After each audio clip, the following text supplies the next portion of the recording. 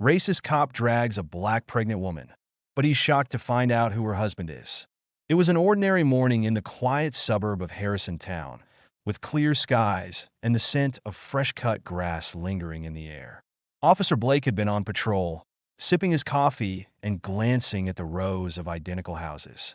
The calm of the day was shattered when he received a report of a suspicious person in the neighborhood. Arriving at the scene, Blake spotted her, a tall black woman in a flowing yellow dress, visibly pregnant and standing alone on the sidewalk. She was fumbling with her purse, looking slightly flustered. To Blake, something seemed off. He was trained to read people, and today, his gut told him she was out of place. "Ma'am, may I ask what you're doing here?" he demanded, voice tight and official. Maya looked up, her eyes narrowing. "I'm waiting for my ride. Is there a problem?" Blake's hand hovered over his belt, his posture tense. "We got a call about a disturbance," he replied, his voice a notch louder. He didn't explain that disturbance often meant nothing more than someone who doesn't fit in. Before she could respond, he took a step forward, misinterpreting her annoyed expression as defiance. "I'll need to see some identification," he barked, gesturing for her purse. Maya hesitated, and that hesitation was all it took for Blake's suspicions to harden. In a swift move, he reached for her arm, ignoring her startled protest. "Sir, you don't have the right," she began, but her words were cut short as he tightened his grip. A crowd began to form, but Blake's focus was solely on her. He had a job to do, and he wouldn't be swayed by the looks of disapproval around him. The gathering crowd watched in stunned silence as Officer Blake tightened his hold on Maya's arm, pulling her closer to him. Some people were whispering, exchanging incredulous glances as they watched the scene unfold. Others raised their phones, capturing the moment on video, the disbelief evident in their expressions. Maya's voice was low but firm as she tried to reason with Blake. "Please, I'm not causing any trouble. I'm just waiting here." Her tone held a mix of frustration and fear, her gaze darting from Blake to the growing crowd. One woman stepped forward, an elderly neighbor who recognized Maya from occasional walks through the neighborhood. "Officer, I don't think this is necessary. She's done nothing wrong," the woman said, voice quivering but resolute. Blake barely acknowledged the interruption. "Ma'am, step back. This is police business." His response was curt, his attention fixed on Maya, who stood tense and trembling beside him. A young man nearby muttered to his friend, "This is ridiculous. She's clearly not a threat." The friend nodded, pulling out his phone to record, a scowl darkening his face. "Yeah, he's definitely overstepping." Blake felt the weight of their eyes on him, their silent judgment like a heavy pressure on his shoulders. But his mind was set, convinced he was acting within the bounds of his duty. He straightened, ignoring the murmurs and camera phones, and focused solely on Maya. "Ma'am, you're coming with me," he said, starting to guide her toward his squad car. Maya's heart raced as she glanced over her shoulder at the crowd, searching for some form of intervention, but the bystanders were caught between fear and disbelief, unsure how to respond. Maya's pulse thundered in her ears as Officer Blake's grip tightened on her arm. She could hardly believe what was happening. She had been waiting on this street countless times before. How many rides had her husband arranged for her here? Just a few blocks from his office? But today was different, and she knew why. She had felt the officer's eyes on her the moment he stepped out of his car. The look wasn't just of suspicion. It was the look she had seen many times before, a look that told her he'd already decided who she was without knowing a thing about her. Maya swallowed back her anger and fear, determined to remain calm. "Officer," she said, voice steady despite her nerves, "I'm pregnant. I'm just waiting for my husband to pick me up. There's no reason for you to hold me like this." But her words seemed to slide off him, dismissed as irrelevant. Blake's eyes flashed with impatience, and his grip didn't loosen. She cast a quick glance at the gathering crowd, some faces familiar, others unknown, all watching in silent horror. A few held up their phones, recording the scene, but none dared to intervene directly. Her heart twisted with a familiar ache. She had been careful her whole life, doing everything right to avoid situations like this. And yet, here she was, feeling powerless, trapped, and judged by a man who had made up his mind about her the moment he saw her. As Blake led her toward the squad car, Maya felt a swell of defiance within her. She wasn't just going to let this happen. She straightened her shoulders and met his gaze. "You don't know who you're dealing with," she said quietly, her voice filled with a strength that surprised even herself. For Officer Blake, the morning had started like any other. Routine, predictable, a day he expected to pass with little incident. That was the life he knew in Harrison Town, a place he had patrolled for years, a place he felt was safe because he kept it that way. But Blake's version of safe came with certain biases he rarely questioned. Growing up in a strict household, Blake had been raised to see the world in stark black and white, right and wrong, good and bad. His father, a former police officer himself, had taught him early on that some people were trouble, that some people simply didn't belong. And over the years, that view had embedded itself in Blake's mind, forming the foundation of his approach to law enforcement. He prided himself on his ability to spot trouble from a mile away, to know when someone was up to something just by looking at them. When he saw Maya that morning, something clicked in his mind, a reflex born of years of ingrained suspicion. She didn't fit in with his image of this neighborhood, so he'd acted without hesitation. Blake dismissed the murmurs of disapproval from the crowd, convincing himself that he was doing the right thing. This was his job, to keep the peace, even if it meant dealing with the occasional outrage from bystanders who didn't understand. He didn't see himself as biased. He saw himself as vigilant. But a tiny part of him felt uneasy. Maybe it was the growing crowd, the judgment in their eyes, or the quiet dignity with which Maya held herself. But something in him felt off. He pushed it down, though, ignoring the discomfort. He was the officer in charge, and he couldn't afford to show doubt. As he led Maya to the car, he heard her say something under her breath. "You don't know who you're dealing with." He scoffed, but her words lingered in his mind, unsettling him in a way he couldn't quite shake. As Officer Blake led Maya towards his squad car, the crowd began to murmur more audibly. The bystanders' faces displayed a mixture of horror, disbelief, and frustration. A few took tentative steps forward, emboldened by each other's presence. One man, a middle-aged neighbor who'd seen Maya in the neighborhood many times, stepped forward. "Officer, this is wrong. She's not doing anything. Let her go." Blake shot him a warning glare, his hand moving to rest on his baton. "Step back," he commanded. "This is police business. If you interfere, I'll have to arrest you too." But the man didn't back down. "She's the wife of David Carter. Do you even know who that is?" He looked around, hoping the officer would take him seriously, but Blake's expression didn't change. Another woman raised her voice, clutching her phone as she recorded the scene. "David Carter is a famous attorney. If you keep this up, you'll be answering to him." Blake's jaw clenched. He'd heard of David Carter, of course, the well-known civil rights attorney who had taken on high-profile cases and was often in the local news. But this couldn't be true. Why would someone like Carter's wife be here, alone on the street? The man stepped forward again.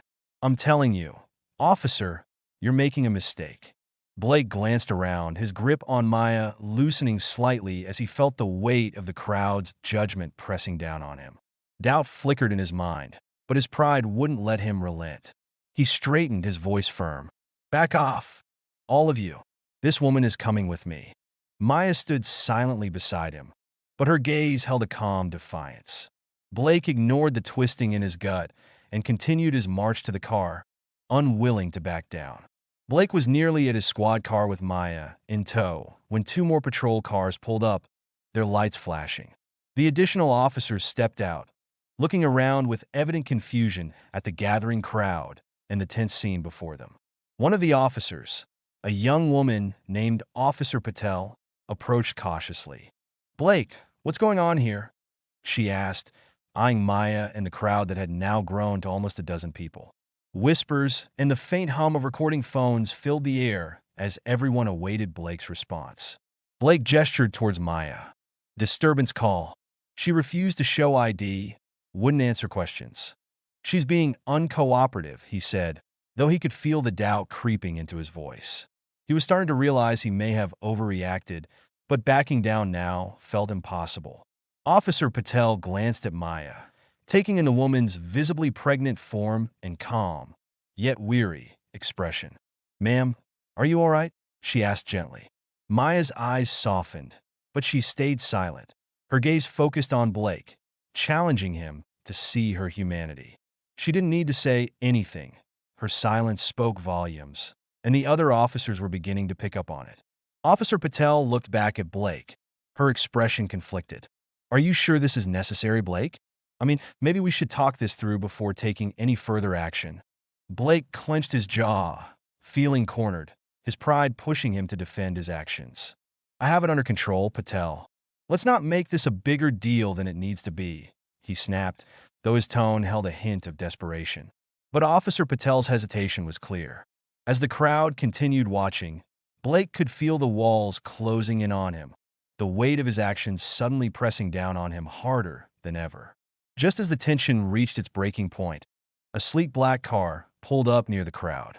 People turned to look, some stepping back in quiet recognition as they spotted the familiar face behind the wheel.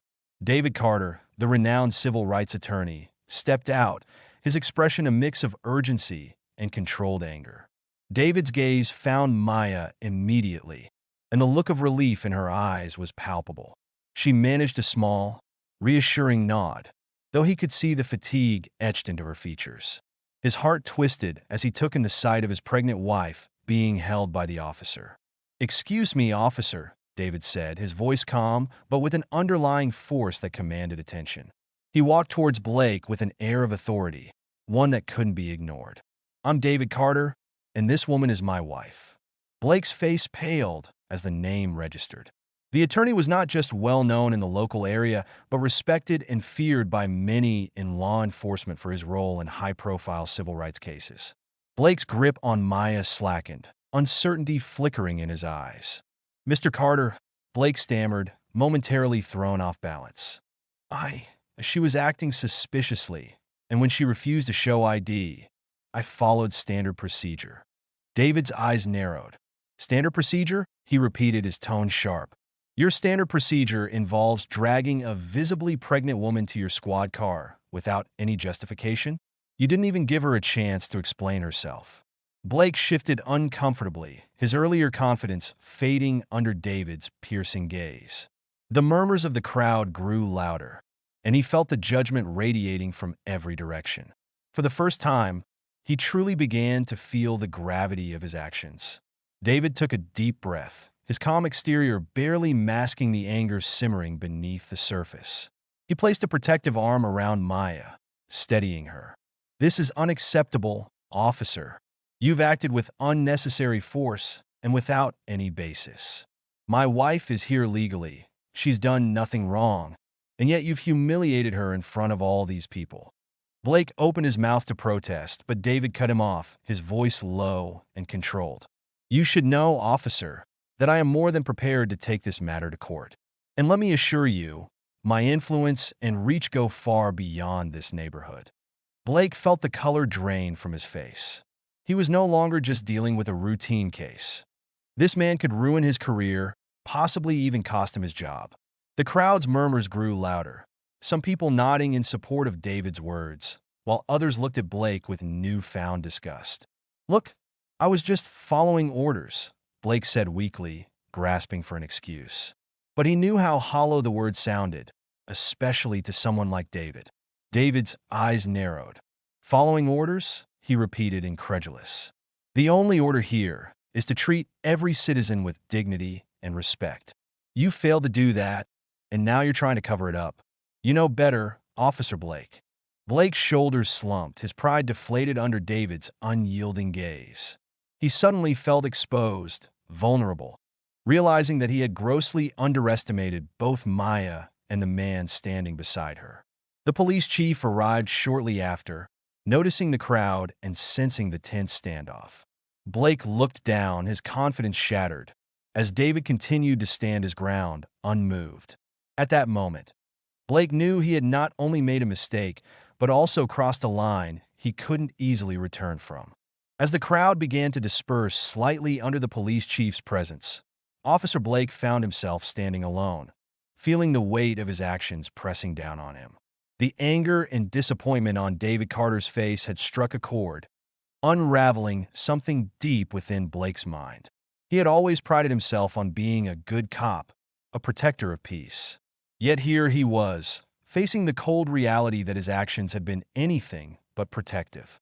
Blake's mind drifted back to moments in his own life when he had felt powerless and judged. Memories of his childhood surfaced, times when he had felt out of place or unfairly blamed. He remembered a particular day when he was accused of stealing at school because he didn't look like he belonged. That deep-seated feeling of injustice had haunted him for years, shaping his desire to become an officer, to protect others from experiencing the same. But today, he had done the very thing he'd sworn to stand against. His biased actions had hurt an innocent woman, a woman who, as David had pointed out, deserved dignity and respect. Blake felt the full weight of his hypocrisy, the shame clawing at him as he glanced over at Maya, now safe in her husband's embrace. He realized that no procedure could justify what he'd done. It was his own prejudice, his own failure to see her humanity, that had led him here.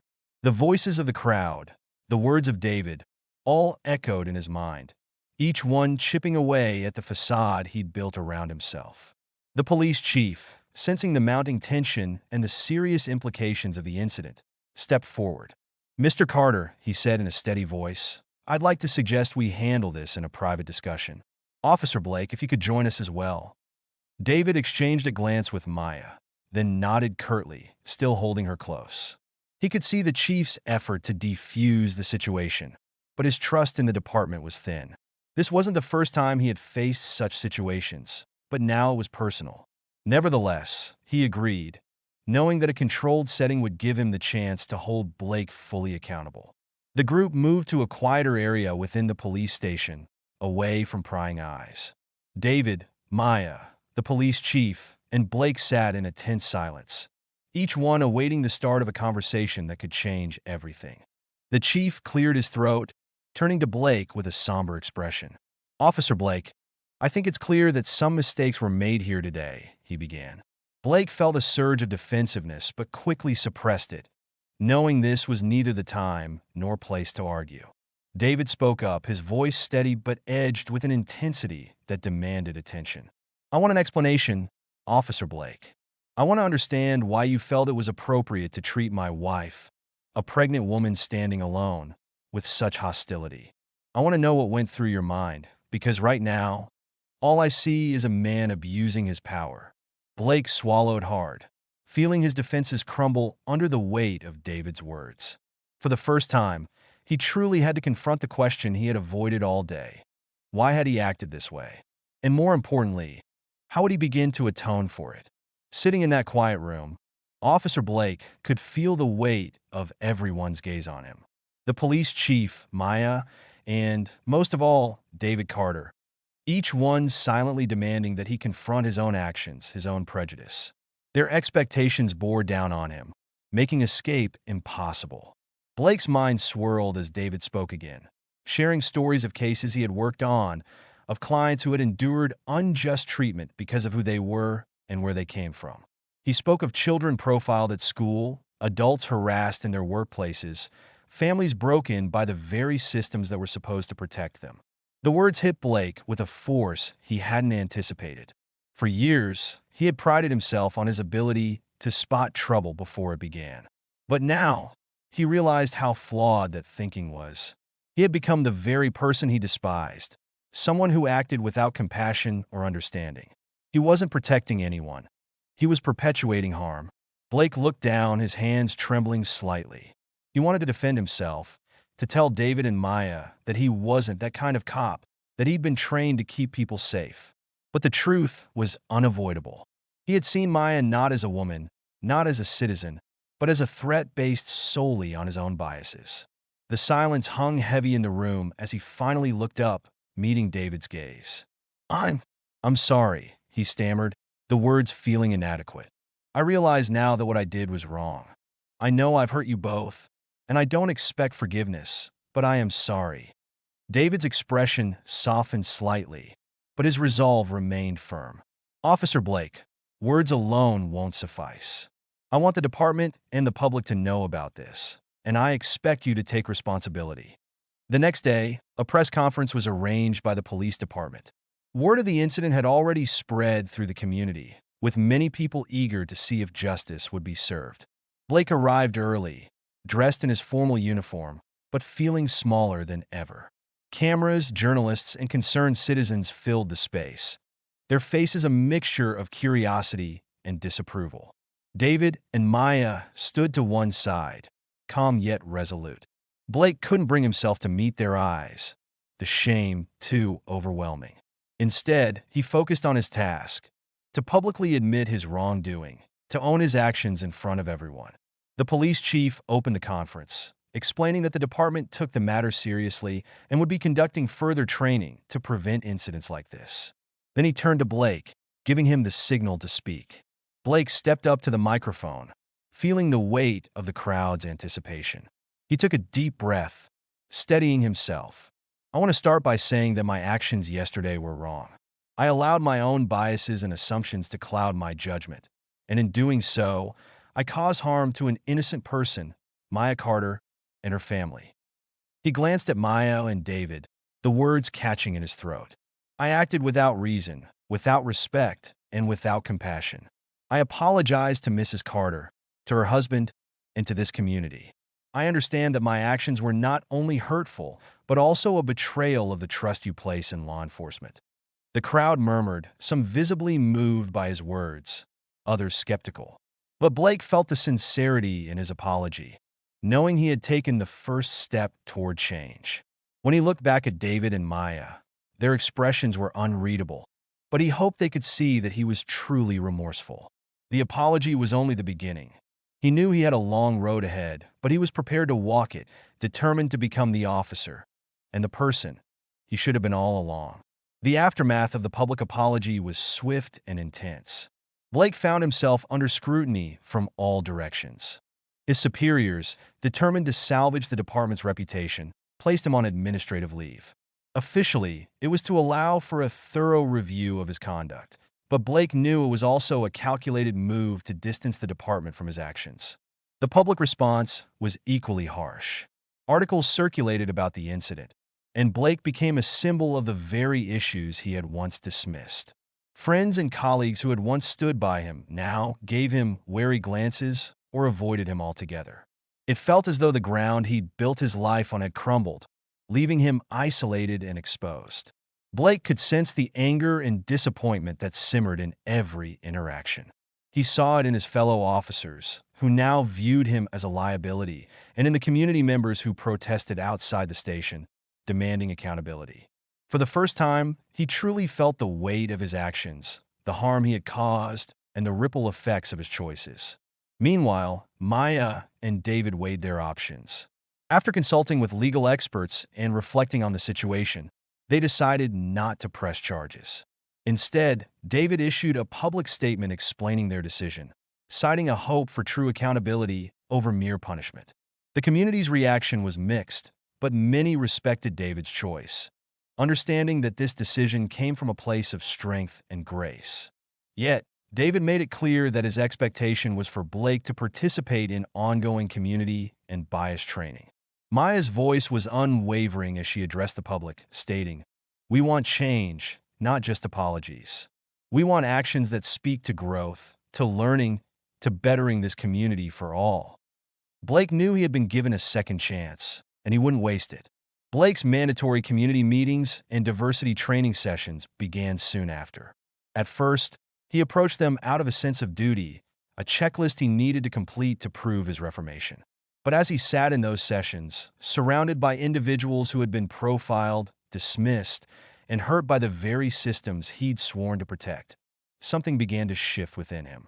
Listening to the stories of people from different backgrounds opened his eyes to perspectives he had long ignored. He heard from a mother whose son had been stopped multiple times on his way home from work. A young woman shared her story of growing up fearful of encounters with the police, seeing them not as protectors, but as potential threats. Their words revealed a reality he had never truly understood. At one session, he saw Maya herself, sitting in the back of the room. Her calm, steady presence unsettled him, reminding him of his mistakes. She didn't speak directly to him, nor did she acknowledge his presence, but her silence spoke louder than any words. She represented all he had misunderstood and wronged, and her resilience reminded him that his role was no longer about power, but about service. Gradually, the training sessions became more than an obligation. They became a form of redemption, a chance to rebuild himself into the person he wanted to be. He began attending community events, talking openly with residents, learning their stories, and recognizing the depth of his own biases. Blake realized that change was not an endpoint, but a continuous journey. With every story he heard and every perspective he encountered, he felt himself growing, bit by bit, into a better officer, and he hoped a better man. Months had passed since that day in the quiet suburban street, and much had changed. Blake had continued his training, diving deep into his role in the community with a new sense of humility. He'd spent countless hours listening, learning, and slowly rebuilding his reputation, though he knew it would never be fully restored. But he wasn't doing it for redemption. He was doing it because he finally understood the depth of his responsibility. One crisp morning, Blake received an unexpected call from David. "I think it's time we talk," David said, his tone neutral but firm. They agreed to meet at a small community center where Blake had attended his bias training. As he entered, he spotted Maya and David sitting side by side, a quiet strength in their posture. Blake approached them, feeling a wave of nervousness and gratitude. He owed them more than he could ever repay, and he wanted them to see that he was trying to be better. "Thank you for meeting with me," Blake said, his voice steady. "I wanted you both to know that your words, your forgiveness, it's changed everything for me.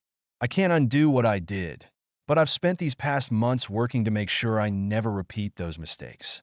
And I'm grateful for the chance to make things right, however long it takes." Maya studied him, her expression thoughtful. "Officer Blake, we didn't come here for an apology. We've seen you working, and we can tell you're sincere. What matters to us is that you continue to use your role to create change. Actions speak louder than any words you could say to us today." David nodded, a glint of respect in his eyes.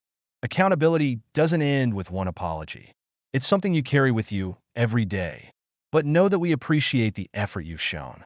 And we'll be here, watching, hoping that you stay on this path. Blake nodded, humbled. "I promise you I will." As they parted, there was no handshake, no fanfare, only an understanding. Maya and David walked away, hopeful yet watchful. And as Blake watched them go, he felt a renewed sense of purpose. He had found a path toward redemption, one that required continuous growth, humility, and above all, respect for the humanity in every person he served. Blake knew he could never erase his past mistakes, but he could strive to make every day a step toward healing the wounds he'd caused and earning the trust he'd broken. Thank you so much for watching this powerful story of growth, accountability, and understanding. We hope this journey resonated with you and shed light on the importance of empathy and respect in our communities. If you found this story meaningful, please don't forget to like, share, and subscribe to our channel. Your support helps us bring more stories that inspire change and conversation.